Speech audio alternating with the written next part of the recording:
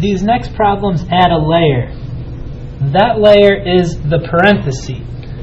What I want you to think about now is how items are connected to the parenthesis. We're going to ignore what's inside of the parenthesis until we get to the top of our order of operations list. So until we check out how everything is connected to the parenthesis, we're going to wait to look inside the parenthesis. So before we even look inside the parenthesis, we're only going to worry about these items that I've highlighted in pink and how they are connected to the parenthesis. So as we follow the order of operations, I see that the 5 is connected to the parenthesis by subtraction. So let's undo that first with a plus 5 on both sides. We're going to copy down the problem on the left side. And on the right side, 9 plus 5 is 14. As we continue to move up the order of operations, the 2 is connected to the parenthesis by multiplication. We know that because the 2 touches the outside of the parenthesis. We're going to undo that with division. Times 2 divide 2 cancel out, and we're left with x plus 2 squared equals 14 divided by 2, which is 7. As we continue to move up the order of operations, the exponent 2 is connected to the parentheses and needs to be undone with a square root. The little 2 and the square root cancel each other out. Since there's nothing left except the x plus 2, you can drop the parentheses at this point, and we know that x plus 2 equals plus or minus square root of 7. That does not simplify at all. Now that we've reached the top of the order of operations and we're at parentheses and we've gotten rid of them, we cycle back down to the bottom and start working our way up again. The 2 is connected to the x by addition, so we will undo it with subtraction.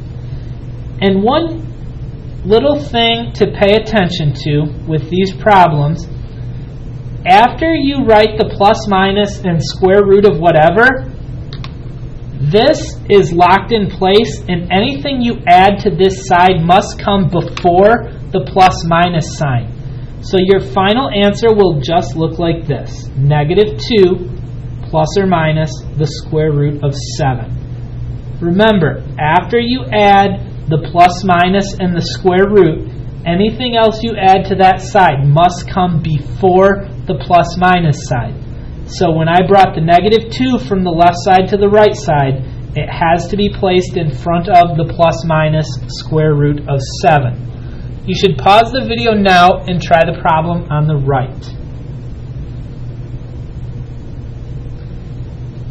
Okay. As I move through the order of operations, remember I'm looking for how things are connected to the parenthesis. The 18 is connected with a subtraction sign, so we'll undo it with addition. We're going to rewrite the left side just as it is, but the minus 18 and plus 18 have canceled out. On the right side, 10 plus 18 is 28. As we move up the order of operations, we see that the 7 is connected to the parenthesis by multiplication and needs to be undone with division. We'll divide both sides by 7. We'll find that x minus 4 squared equals 28 divided by 7, which is 4. We still need to keep the parentheses since there are still items outside the parenthesis, the little 2. Speaking of that little 2, we're going to undo it with a square root sign, and now that it's gone, we can drop the parenthesis. X minus 4 equals plus or minus the square root of 4, which is 2.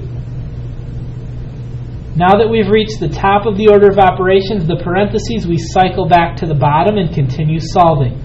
The 4 is connected to the x by subtraction. We'll undo it with addition.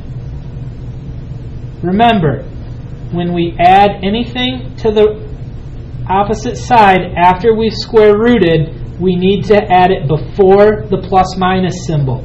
So our final answer will be 4 plus or minus 2. And this means that x could be 4 plus 2, which is 6, or it could be 4 minus 2, which is 2. This is the proper way to write that answer. If you wrote x equals 6 or x equals 2, I would accept that as well.